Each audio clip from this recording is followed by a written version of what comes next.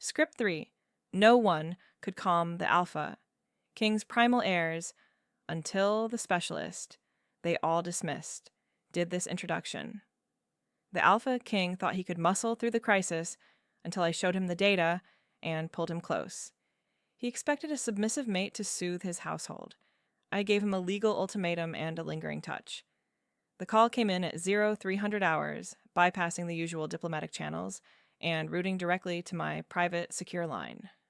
Standard procedure for a level 5 containment breach, or so the panicked dispatcher claimed. But when the Royal Guard summons a behavioral specialist instead of a battalion, you know the variable isn't an external invasion. It is internal. They didn't need a soldier. They needed a scalpel. I adjusted my glasses, picked up my briefcase, and walked into the lion's den, or rather, the wolf's command center, fully aware that my pulse was the only steady rhythm in the entire building. The situation required a specialist, not a warrior, and perhaps a moment of shared quiet amidst the roaring panic. The Royal Security Command was less a nursery and more a fortified bunker designed to withstand a tactical siege. The walls were reinforced concrete, layered with sound-dampening acoustic foam, though at this moment the technology was failing miserably. The air inside was thick, heavy with the scent of ozone and high-grade terrified sweat. It was the smell of a pack that had lost its leadership structure, devolving into chaos because the one at the top had mistaken volume for authority. Dominic Vane, the Alpha King, stood in the center of the command floor, a masterpiece of primal engineering currently suffering a catastrophic malfunction. He looked less like a monarch and more like a tactical nuke barely contained within a charcoal three-piece suit. His physique was overwhelming, a wall of disciplined power that strained the expensive fabric with every agitated movement. He was a predator in a tailored suit, terrifying to everyone else in the room. To me, he was simply a variable that was currently mismanaging his assets. The assets in question were his heirs. The twins were contained within a high-security playpen, a reinforced glass enclosure that looked more suitable for a velociraptor than two toddlers. But these weren't normal toddlers. They were shifting. Rapid, unstable fluctuations between human and pup forms rippled through their small bodies, a biological glitch that indicated severe distress. They weren't just crying. They were emitting a sonic distress signal, a high-frequency shriek that was likely scrambling the tactical comms for a 3-mile radius. Security personnel, hardened betas with scars and automatic weapons, were pressed against the back walls, hands over their ears, looking utterly defeated. They were trained to fight insurgents, not babysit biological anomalies. Dominic roared, a guttural, earth-shaking sound that vibrated through the floorboards and rattled the reinforced glass. It was a command for silence, a display of primal posturing that would have forced any adult wolf to their knees, baring their neck in submission. But the twins didn't submit. They screamed louder. The feedback loop was obvious to anyone with a degree in parapsychology, but apparently the Royal Security Command was strictly hiring for brawn, not brains. The Alpha's aggression was feeding their panic. He was pouring gasoline on a fire and wondering why the flames were getting higher. I watched from the observation deck for a moment, analyzing the data on my tablet. Heart rates were critical. Cortisol levels in the airs were spiking to lethal toxicities. Dominic turned, his eyes glowing that distinct, radioactive amber that signaled a loss of human control. He raked a hand through his hair, a gesture of pure frustration, and I noted the way the muscles in his back bunched and coiled, a topographic map of lethal tension. He was used to problems he could fight, kill, or intimidate. He was completely unequipped for a problem that required a soft touch and a strategic de-escalation. "It's not working," a general whispered near me, his voice trembling. "He's going to lose control. If the king shifts in here, the structural damage alone." "He won't shift," I said, my voice cutting through the ambient panic like a cold draft. I stepped forward. "He's just inefficient." I walked past the cowering guards, ignoring the warning growls that rumbled from the Alpha's chest as I approached his perimeter. He turned to face me, radiating heat and fury. He looked ready to tear the world apart to stop the noise. I stopped exactly 2 feet from him, close enough to trigger his threat response, far enough to maintain professional decorum. "You're making it worse," I stated, not looking at his glowing eyes, but at the tie he had loosened in his rage. Your pulse is syncing with theirs. You're broadcasting panic on a frequency they can't filter. Dominic looked down at me, his lip curling to reveal the white flash of a canine. Who are you? He snarled, the sound wet and dangerous. I'm the specialist you dismissed 3 times, I replied. And I'm the only reason your heirs aren't going to go into cardiac arrest in the next 4 minutes. Dominic Vane did not step back. Instead, he leaned into my personal space, a tactical intimidation display that might have worked on a lesser consultant or a trembling beta. His eyes narrowed, scanning my face for a flicker of fear he could exploit, but I kept my expression neutral, my breathing regulated to a slow, deliberate count. I wasn't there to be impressed by his biology. I was there to fix it. You think a clipboard and a pulse monitor can solve this? He growled, the sound vibrating deep in his chest like a failing generator. These are not human children. They are alpha blood. They respond to strength. They require a firm hand, not a therapy session. He turned his back on me, dismissing the data for the comfort of instinct. It was a predictable error. When you have spent your entire life ruling through absolute power, you forget that force is not a universal key. I watched as he approached the reinforced glass, his movements sharp and aggressive. The security team braced themselves against the walls, instinctively lowering their heads and averting their gaze. They knew what was coming. Dominic placed both hands on the glass, leaning his weight against the barrier. He took a breath that expanded his chest to its limit, and then he released the command. Silence. It wasn't a shout. It was a physical force, a shockwave of authority that rippled through the room. The acoustic foam on the walls seemed to compress under the weight of it. The guards flinched, their knees buckling as the Alpha's will slammed into their psyches, demanding immediate submission. It was an impressive display of raw, unfiltered dominance. Against an invading pack or a rebellious subordinate, it would have been decisive. But against 2 terrified, shifting toddlers, it was a tactical disaster. The reaction inside the enclosure was immediate and catastrophic. The twins didn't submit.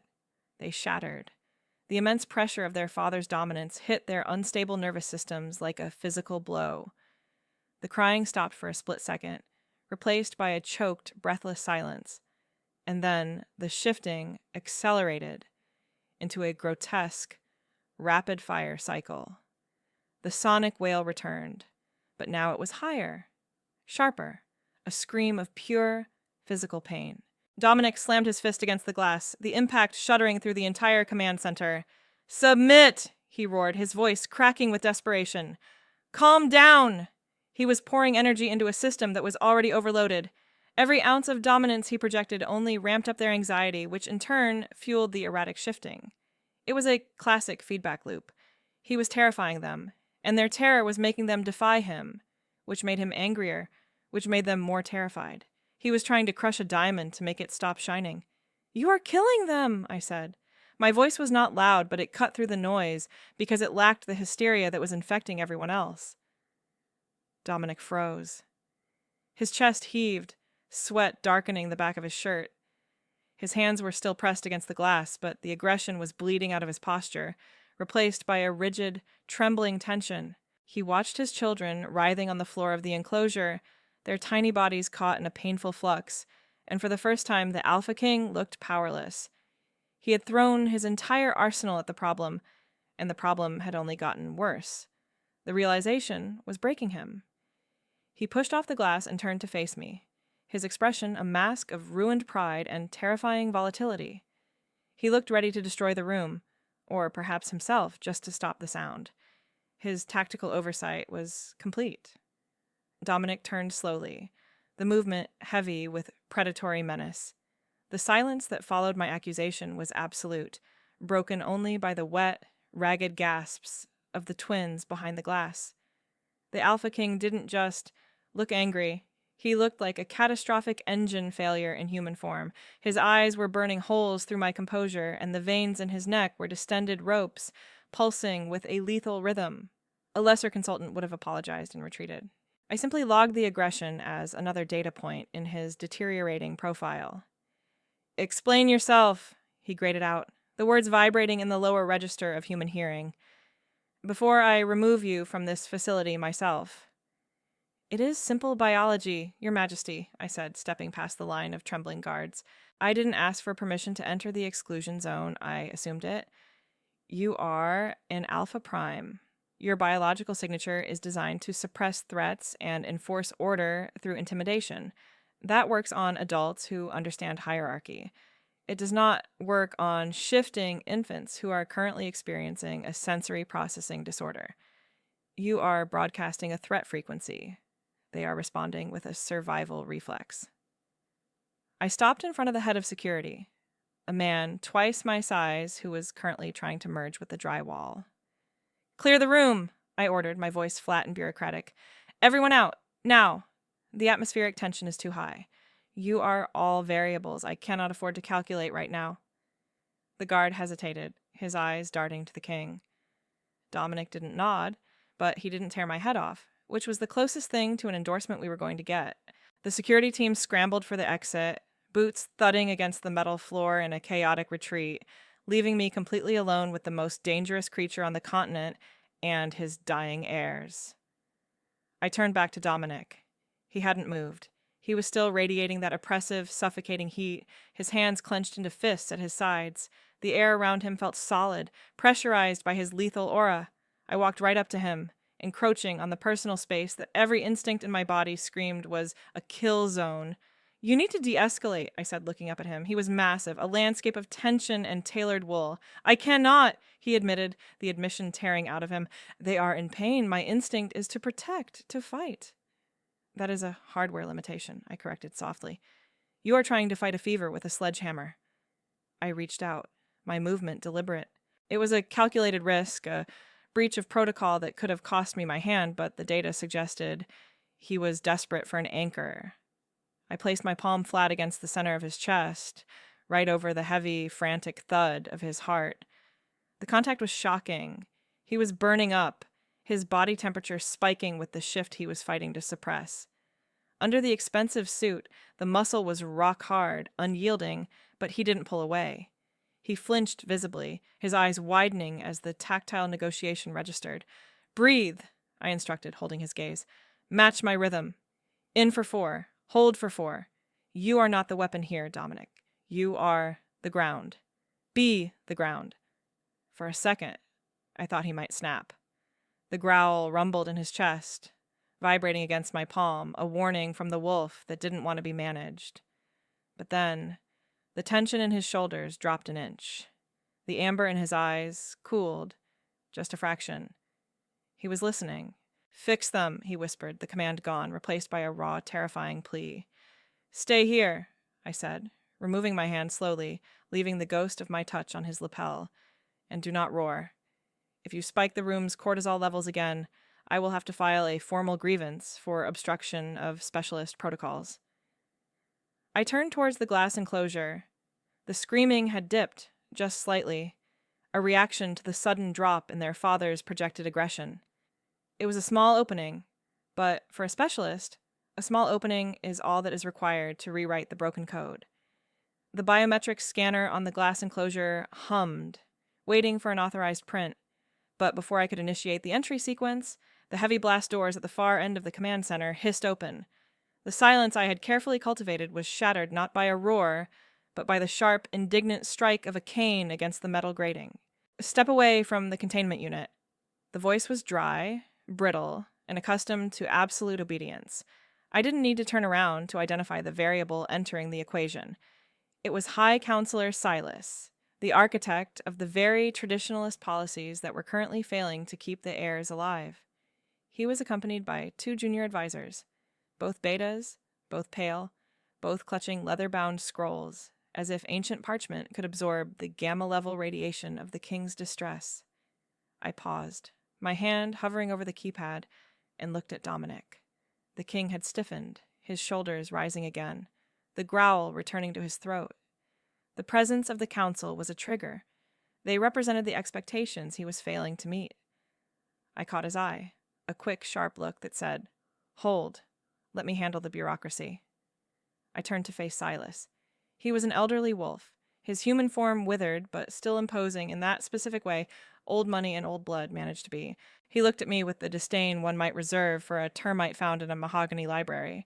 "This area is under a level 5 quarantine," Silas announced, stopping just outside the range of Dominic's immediate reach. "No humans, no outsiders, and certainly no consultants with tablets and theories. You were dismissed, specialist. 3 times." "I was dismissed because your committee believes biology is a matter of opinion," I replied, my voice cool and echoing slightly in the vast, tense room. "And while you were debating the spiritual implications of their shifting patterns, the heirs' heart rates exceeded 200 beats per minute. Your refusal to integrate modern behavioral science is not a policy stance anymore, counselor. It is negligence." Silas bristled, his grip tightening on his cane. "You speak of things you cannot understand. These are not human children. They are the Alphas get. They require the old ways, smoke, chant, the presence of the pack elders." "We tried the smoke," Dominic rumbled, his voice low and dangerous. "It made them choke. We tried the chanting. It made them scream." "Because the ritual was interrupted," Silas snapped, though he took a half step back from his king. He turned his glare back to me, finding me a safer target. "You have no scent. You have no rank. You cannot walk into a den of shifting alphas and expect to survive. They will smell your fear, they will smell your otherness, and they will shred you. I will not have the Crown's liability insurance dragged into a lawsuit because a human thought she could whisper to wolves." I walked slowly toward the counselor until I was encroaching on his comfort zone. It was a power move. Subtle, but effective. "Let us clarify the liability, counselor. If I do not enter that enclosure in the next 90 seconds, the metabolic stress on the twins will trigger a seizure. If that happens, the Alpha King will likely succumb to a sympathetic rage state, destroying this facility and everyone inside it. Including you." I gestured to the monitors behind me. "This is not a spiritual crisis. It is a sensory processing loop. They are overstimulated. Your old ways are just noise. I am the noise cancellation." Silas looked at the data, though I doubted he could read the complex graphs. He looked at the king, who was watching me with a strange, intense focus. Not with anger, but with the curiosity of a predator watching a new kind of prey that refused to run. "She goes in," Dominic said. It wasn't a debate. "If she dies," Silas hissed, narrowing his eyes at me, "her blood is not on the council's hands. We wash ourselves of this." "Noted," I said, turning my back on him with deliberate dismissal. "I'll be sure to forward the invoice for the hazard pay to your office directly. Try not to hyperventilate while I work. The sound carries." I returned to the glass. The skepticism of the court was a heavy blanket, suffocating and archaic, but it was also predictable. They feared what they couldn't control, and they couldn't control me because I didn't subscribe to their hierarchy. I wasn't an omega to be ordered or a beta to be cowed. I was an outside context problem. I keyed in the override code. The light on the lock turned green. "Dominic," I said softly, not looking back. "Keep the council quiet. If Silas speaks, I want you to glare at him until he remembers his place. Can you do that?" "I can do that," the Alpha King replied. The tone was different now. It wasn't the voice of a monster. It was the voice of a partner. I hit the pneumatic release. The seal broke with a sharp hiss of escaping air, and the smell of the den, raw, earthy, and terrified, washed over me. I stepped into the airlock, the heavy glass door sealing shut behind me, cutting off the king, the council, and the safety of the known world. Now it was just me and the glitch. The airlock cycled shut, sealing with a pneumatic hiss that sounded uncomfortably like a final breath. The silence inside the transition chamber was absolute for exactly 3 seconds before the inner door slid open, exposing me to the raw, unfiltered atmosphere of the enclosure.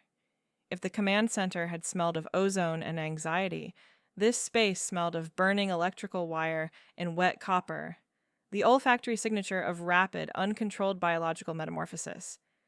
The temperature was at least 10 degrees higher here, a localized fever generated by the twins' hyperactive metabolisms. I stepped onto the sensory dampening mats, my heels sinking slightly into the high-density foam. I didn't announce my presence. I didn't coo. I didn't make the fatal mistake of trying to project dominance.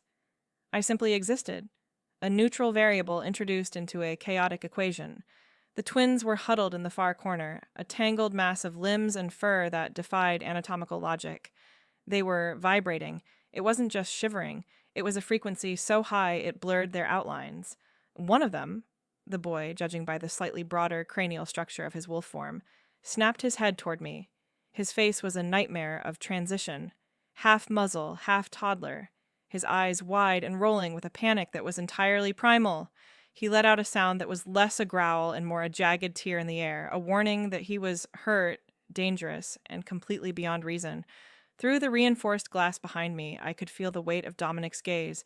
He was likely clawing at the console, waiting for me to be eviscerated so he could shatter the glass and fail them all over again. I ignored him. My focus was entirely on the data in front of me. Sensory overload confirmed, I murmured, keeping my voice pitched low, below the frequency of a threat. Visual cortex is overwhelmed. Auditory processing is scrambling. You aren't angry? You're drowning in noise. I dropped to my knees. It wasn't a gesture of submission. It was a tactical reduction of my silhouette. To a predator, height is a challenge. By lowering my center of gravity, I removed the challenge without yielding the territory. I took off my glasses, folding them deliberately and placing them on the mat beside me. The click of the frames against the floor was a sharp, singular sound that cut through their chaotic whimpering.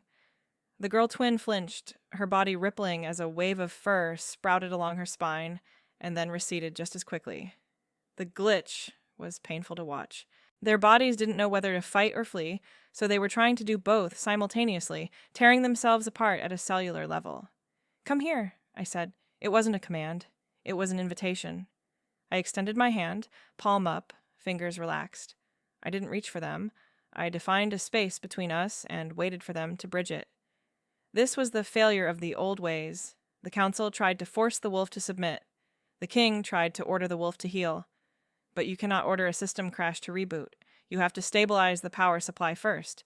The boy lunged. It was a blur of motion, faster than human reflex. He didn't come to cuddle, he came to bite. His small, partially shifted jaws snapped shut inches from my wrist. A reflex. A test. Outside, I heard a muffled shout. Dominic, undoubtedly panic-stricken. I didn't flinch. I didn't pull my hand back. If I retreated, I confirmed I was prey. If I struck back, I confirmed I was a threat. I held my ground, my pulse steady, my hand unmoving. The boy froze, confused by the lack of reaction. His nose twitched, inhaling the scent of my wrist. He didn't smell fear. He didn't smell aggression. He smelled soap and calm, and the faint, lingering trace of his father's cologne from where I had touched the king's chest. "That is an unacceptable greeting," I said, my tone mild like a librarian correcting a noisy patron. "We do not bite the consultant." I rotated my hand slowly, catching his chin with my fingers. He stiffened, a growl vibrating in his throat, but I applied pressure. Specific, calculated pressure to the vagus nerve point just behind the jawline. It was a technique developed for handling combat-stressed veterans, adapted here for high-functioning lycanthropes. The effect was instantaneous. The growl cut off with a huff of air. His eyes, previously wide and manic, drooped. The adrenaline dump that was fueling the glitch began to recede. I pulled him forward, not with strength, but with guidance, until he collapsed against my chest. He was burning hot, a little furnace of misery. "One down," I whispered, wrapping an arm around his trembling frame. Variable stabilized. The girl watched, her shifting slowing as she saw her brother survive the encounter. She crawled forward, hesitant, dragging a heavy, fur-covered leg that hadn't quite reverted to human skin. She didn't attack. She simply collapsed onto my other side, burying her face in the fabric of my blouse. I sat there on the floor of the high-security pen, holding the two most powerful heirs in the kingdom, feeling their heartbeats hammer against my ribs. I began to tap a rhythm on their backs, a slow 60-beat-per-minute cadence designed to entrain their pulses to mine. Biological synchronization. I looked up at the glass. Dominic was standing pressed against it, his hands splayed on the surface. The rage was gone from his face, replaced by a look of shattered disbelief. He looked like a man who had been trying to read a book in the dark for years, only to have someone walk in and turn on a light. I held his gaze and gave a single, curt nod. Protocol successful. The transition from chaos to order was not gradual. It was a sudden, jarring realignment of reality. One moment, the enclosure was a vortex of shifting biomass and sonic distress. The next, it was simply a quiet room containing 2 sleeping children. The twins had not just calmed down, they had powered down. The glitch in their biological coding had smoothed itself out, their forms settling into the soft, rhythmic breathing of human toddlers. The boy's hand was still clutching my lapel, his grip slackening as the exhaustion of the ordeal took over. The girl was curled against my side, her thumb in her mouth, the terrifying predator she had been moments ago completely erased by the innocence of deep, restorative sleep. I sat there for another minute, not because I needed to, but because I was running a final diagnostic on the room's atmosphere. The aggression outside the glass had evaporated, replaced by a vacuum of stunned disbelief. I could feel the eyes on me, dozens of them. The security team, the council, the king. They were waiting for the trick. They were waiting for the twins to wake up screaming, or for me to reveal that I had used some dark magic to sedate them. But there was no trick. There was only the application of correct pressure to a chaotic system. I carefully extricated myself from the pile of royal heirs. It was a delicate operation, requiring more physical dexterity than the initial entry. I replaced my warmth with a heavy, weighted blanket I pulled from the emergency supply cache in the corner. The boy stirred, murmuring something unintelligible, but he didn't wake. I stood up, ensuring the world had resolved back into high-definition clarity before turning to the airlock. Dominic was already there. He hadn't waited for the green light. He had overridden the safety lock manually, his hand hovering over the release mechanism, waiting for my signal. I gave it. A small, sharp wave of my hand. The heavy bolts retracted with a clank that sounded like a gunshot in the silence. The door hissed open. I stepped out of the containment zone and back into the command center. The change in the air pressure was palpable. Before, the room had been charged with the static electricity of imminent violence. Now it felt like a cathedral after a funeral, hushed, reverent, and slightly terrified. I didn't look at Counselor Silas. I didn't need to. His silence was the loudest thing in the room. He was standing by the console, his mouth slightly open, his cane forgotten in his hand. The data on the screens above his head told the story he refused to believe. Heart rate's normal, cortisol levels baseline, threat level 0. But it was Dominic who commanded the gravity of the room. He didn't speak. He didn't roar. He simply closed the distance between us in 2 long, predatory strides. He stopped inches from me, invading my personal space with a deliberate, possessive intensity. He didn't look at the twins. He looked at me. His eyes were no longer that radioactive amber. They had darkened to a deep, burnished gold, the color of a predator that has found something worth keeping. He scanned my face, searching for signs of injury, for the fear he was so used to inspiring. When he found neither, a muscle in his jaw ticked. "You stopped the sound," he said. His voice was rough, like gravel grinding together, stripped of all royal affectation. It wasn't a question. It was a statement of fact that he was struggling to process. I removed the interference, I corrected, keeping my voice level, though the proximity of his massive frame was triggering a biological alert in my own hindbrain. "They were feeding off your tension. I simply cut the circuit." "They bit you." He reached out, his hand engulfing my wrist. His skin was calloused, hot, and electric. He turned my arm over, inspecting the red welt where the boy's teeth had snapped shut. It hadn't broken the skin, but the pressure marks were visible. "Occupational hazard," I said, not pulling away. "I've had worse from boardroom executives." He didn't laugh. He ran his thumb over the mark, a gesture that was shockingly intimate. It was a tactile negotiation of a different kind, an acknowledgement of the risk I had taken for his bloodline. The friction of his skin against mine sent a jolt of awareness up my arm, a data point I hadn't accounted for. This wasn't just gratitude. This was the biological signature of an alpha recognizing a mate of equal standing. Silas said it was impossible, Dominic murmured, his gaze lifting from my wrist to my eyes. He said they needed the old ways. He said a human specialist would be torn apart. Silas is working with outdated software, I replied, glancing over Dominic's shoulder at the counselor, who flinched under my scrutiny. Tradition has its place, Your Majesty, but when your house is burning down, you don't call a historian, you call the fire department. Dominic stepped closer, eliminating the last fraction of space between us. I had to tilt my head back to maintain eye contact. The smell of him, pine, ozone, and raw power, was overwhelming, wrapping around me like a heavy coat. For the first time, I felt the true weight of his presence, not as a threat, but as a force of nature that was suddenly, terrifyingly, focused entirely on me. You aren't leaving, he said. It wasn't a request. It wasn't an order. It was a restructuring of the world. I have a contract, I began, falling back on the safety of protocol. My consultation hours are... Rewrite the contract, he interrupted, his voice dropping to a low rumble that vibrated in my chest. Name your terms. Name your price. But you do not leave this facility. You are the only thing that works. He released my wrist, but didn't step back. The air between us crackled with something that wasn't just professional respect. It was the spark of competence, friction. The moment an unstoppable force realizes it has met an immovable object, and instead of destroying each other, they align. I am expensive, Dominic, I warned, using his given name for the first time.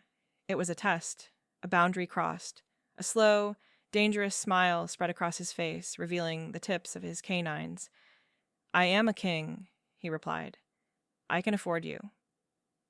And in that moment, the dynamic shifted irrevocably. I wasn't just the specialist anymore, and he wasn't just the client. We were partners in a high-stakes game of biology and power, and the board had just been reset. The integration of a civilian specialist into the inner circle of a royal pack is rarely a smooth administrative process. It is usually a collision. And in the case of Dominic Vane, it was less like hiring a consultant and more like trying to install a delicate piece of software onto a server that was currently on fire. The contract was signed within the hour, an exorbitant document that gave me full autonomy over the Heirs' schedule, diet, and environmental stimuli. But the ink had barely dried before the Alpha King began to chafe against the very protocols he had authorized. The first 48 hours were a masterclass in resistance management. Dominic did not know how to exist without occupying every cubic inch of available space with his intensity. He didn't walk through the hallways of his own stronghold. He patrolled them, radiating a constant, low-level frequency of command that kept the entire staff in a state of nervous exhaustion. He treated the nursery not as a place of rest, but as a tactical objective to be secured. He would pace outside the door while the twins slept, his heavy boots thudding against the marble in a rhythm that threatened to wake them every time he turned. I had to ban him from the East Wing during nap times. It was the first time in his life someone had told him no and actually meant it. "This is absurd," he growled on the second day, looming over my makeshift desk in the library adjoining the nursery. "They are my blood. I should be monitoring their progress, not reading reports about emotional regulation in the hallway." "You are a stimulant, Dominic," I replied. I was currently redesigning the twins' nutritional chart to lower their processed sugar intake. "Your presence spikes the ambient energy in the room. When you are agitated, they are agitated. Until you can learn to regulate your own biofeedback loop, you are a liability to their sleep cycle." He slammed his hands down on the desk, leaning in until his face was inches from mine. The wood groaned under the pressure. A lesser woman would have recoiled. I simply stopped typing, meeting his glare with clinical detachment. "I am the Alpha," he rumbled, the sound vibrating through the mahogany desk and into my own chest. "My presence is protection. It is safety."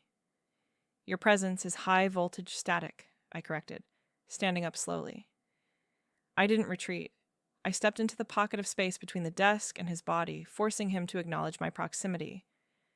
"And right now, your children need insulation, not a conductor." I reached out and adjusted the collar of his shirt. It was a small, proprietary gesture. A tactical boundary crossing that I had discovered was the only way to short-circuit his aggression. His eyes widened slightly, the gold burning brighter as he tracked the movement of my fingers. He froze, the growl dying in his throat as the sensory input shifted from challenge to intimacy. "You are too tense," I murmured, smoothing the fabric over his clavicle. "Your cortisol is leaking into the atmosphere. If you go in there now, you will wake them up, and then I will have to bill you for overtime."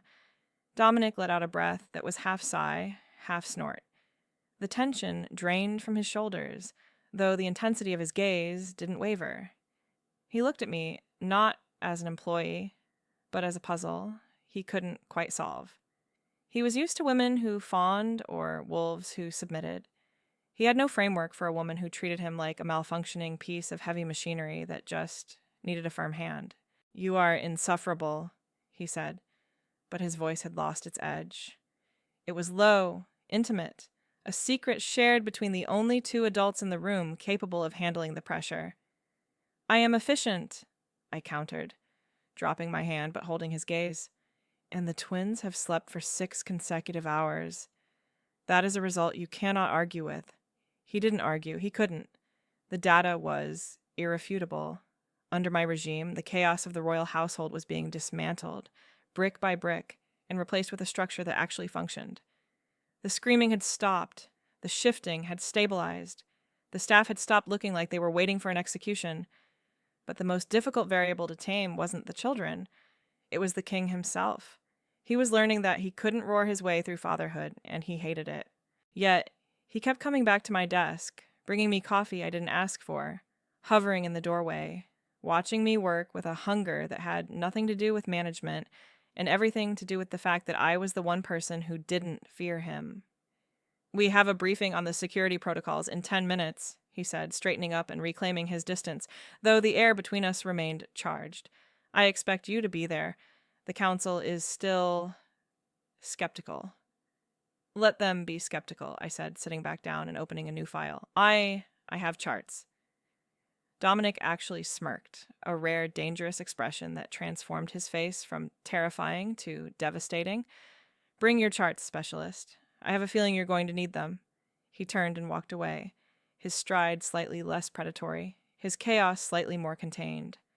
I watched him go, noting the way the afternoon light hit the breadth of his back. I was taming the untamable, one protocol at a time. But as I watched the Alpha King retreat, I had the distinct, unscientific suspicion that I wasn't just managing a client anymore. I was walking directly into the fire, and I was beginning to enjoy the heat. The council chamber was designed to intimidate.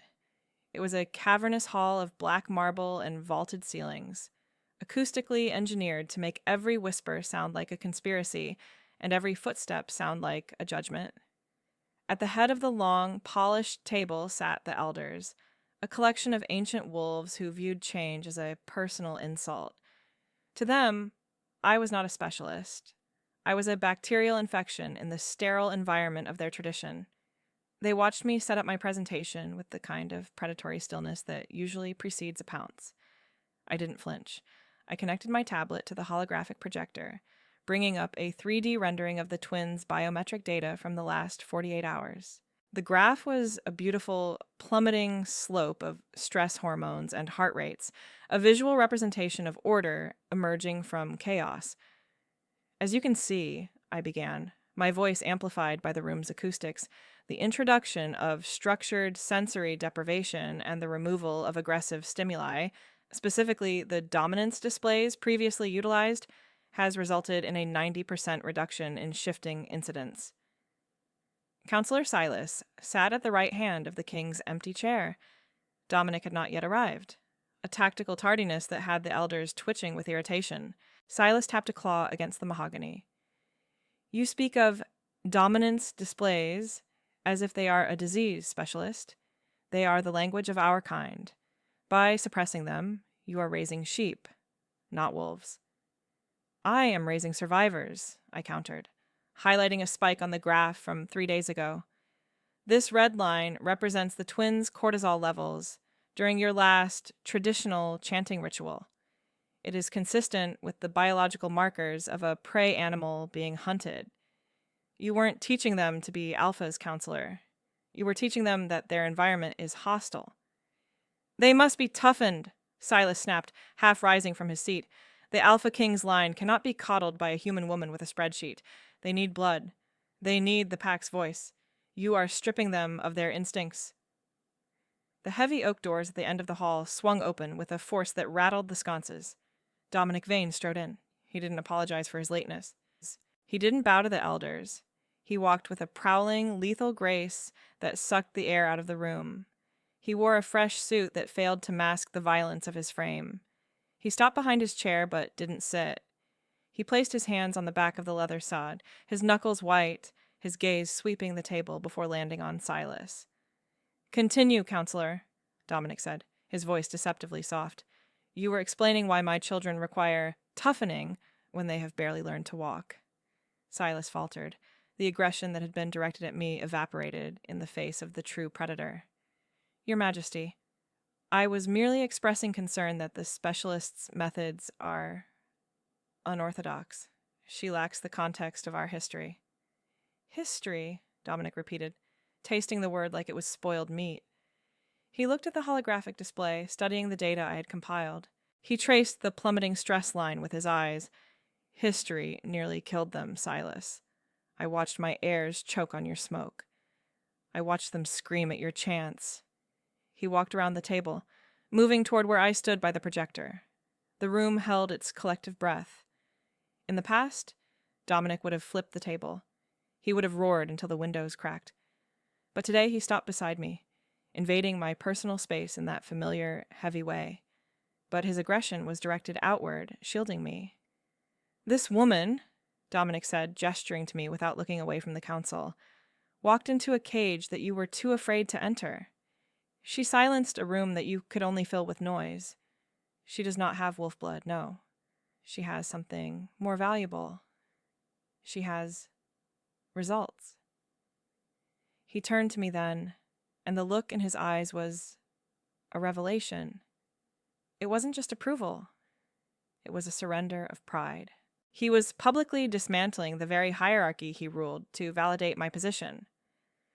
"The specialist's protocols are now royal decree," Dominic announced, his voice ringing with the finality of a gavel strike. "Anyone who interferes with her methods interferes with the crown.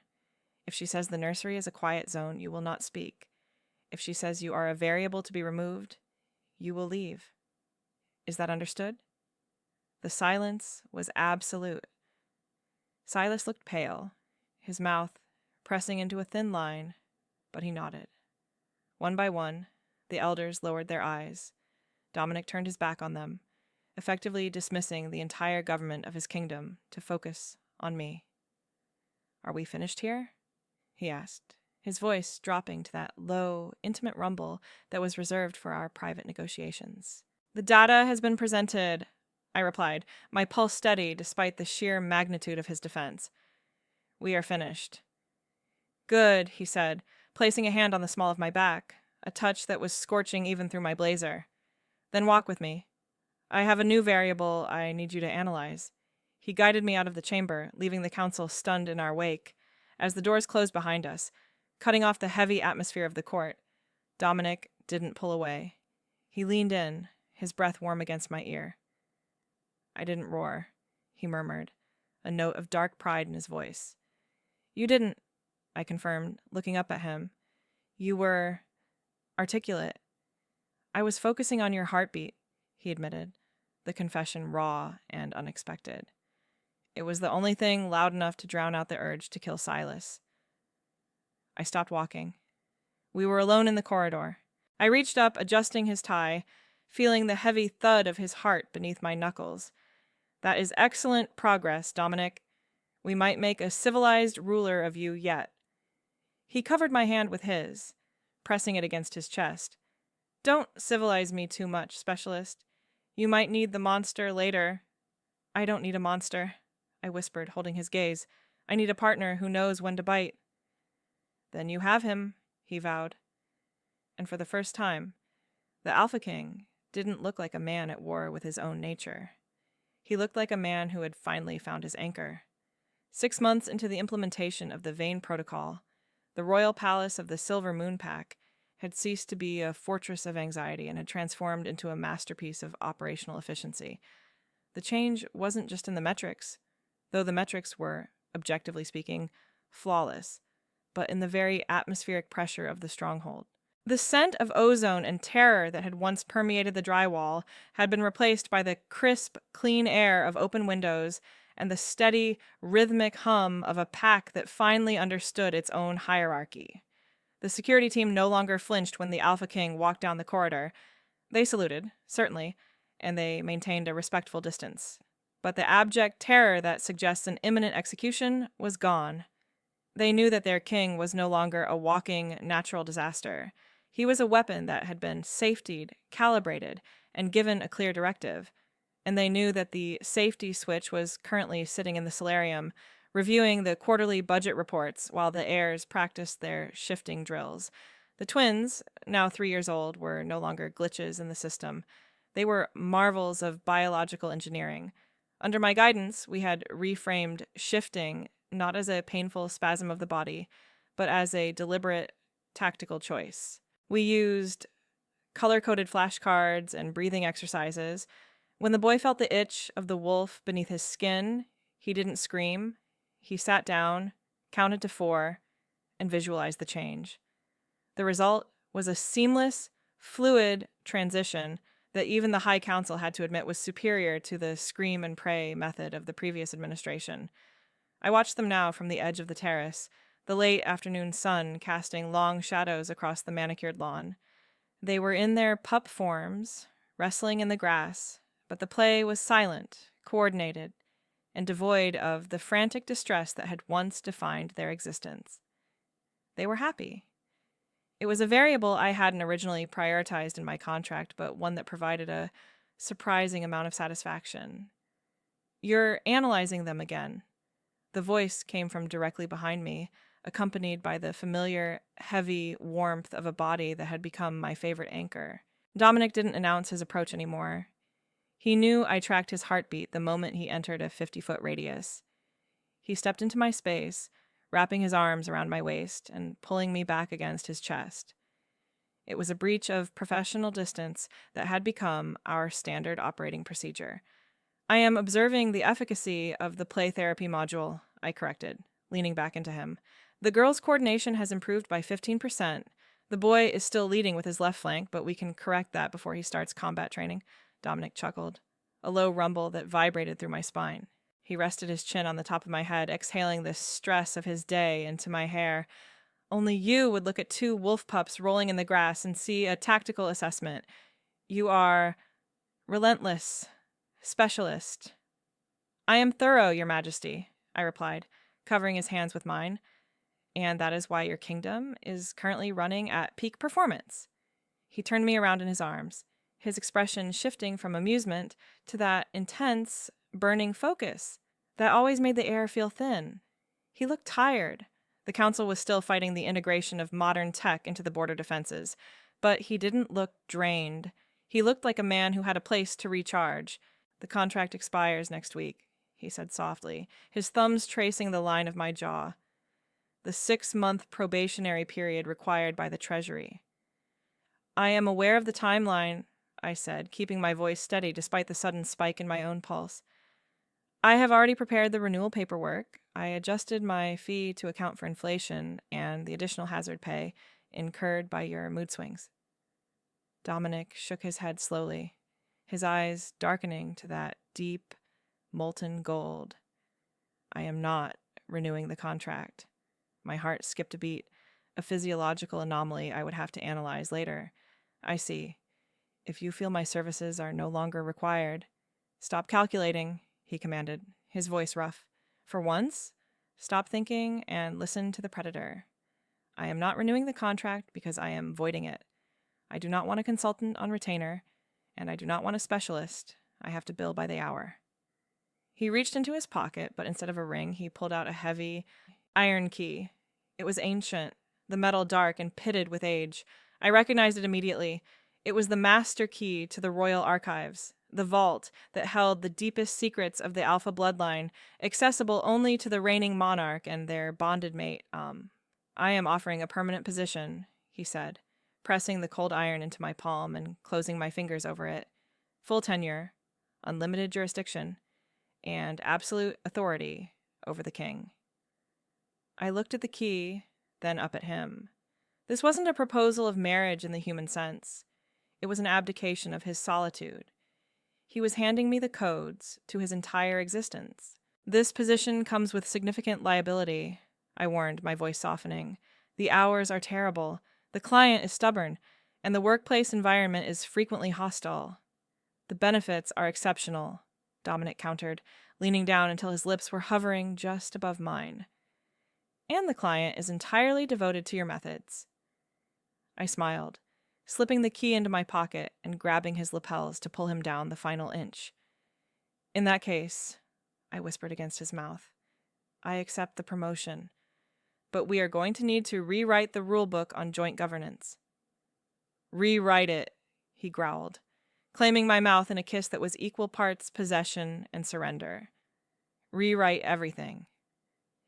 In the end, we didn't just fix the heirs, we debugged the entire operating system of the kingdom. Dominic Vane is still a monster, in the way that a hurricane is a monster or a mountain is a monster. He is vast, dangerous, and primal, but he is no longer a chaotic variable. He is a directed force, and I am the guidance system. We found that the friction between his instinct and my intellect didn't cause sparks. It generated power. The twins are sleeping through the night. The council has stopped citing ancient scrolls and started reading my memos. And the Alpha King has learned that the strongest position in any negotiation is not standing over your opponent, but standing beside your partner.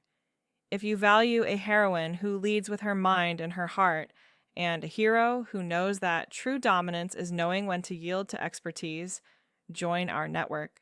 Subscribe to analyze the intersection of power, intellect, and chemistry.